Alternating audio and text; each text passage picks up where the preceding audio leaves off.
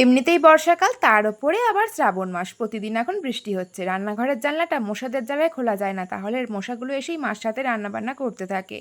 এই বর্ষাকালে সবাই বৃষ্টিতে ভিডিও বানাচ্ছে, বৃষ্টিতে ভিজছে, এটা দেখে আমার ভীষণ পরিমাণে লোভ হয়। তবে আমি বেশি বৃষ্টিতে ভিজতে পারি না, ভীষণ পরিমাণে ঠান্ডা লেগে যায়। আর এই জ্বর যখন আমার লাগবে বৃষ্টি ঠান্ডা লাগা থেকে, সেই জ্বর আমাকে ছেড়ে কিছুতেই যেতে চায় না। এই অবস্থা যে কেন হয় আমি সত্যি বুঝি না। ছোটোবেলা থেকেই একই অভ্যাস আমার এখনও রয়ে গেল। অনেক মেঘ করেছে, তবুও জামা কাপড়গুলো দিয়েছি, যদি একটুখানি স্যাঁতস্যাঁতে গন্ধটা কমে যায়। তবে তাড়াতাড়ি করে আজকে আমি ভাত ভাজাটা খাওয়ার চেষ্টা করছিলাম, কারণ ভীষণ জোরে মেঘ করেছে, জামা কাপড়গুলো তুলে আনতে হবে। আর খুব জোরে বৃষ্টি এলে বৃষ্টিতে ভিজতেই হবে। তো বৃষ্টি চলে এসেছিল, যাতে বৃষ্টিটা তাড়াতাড়ি থেমে না যায়, তার জন্য তাড়াতাড়ি করে জামা কাপড়গুলো ভাঁজ করেই চলে গেছিলাম বাইরে।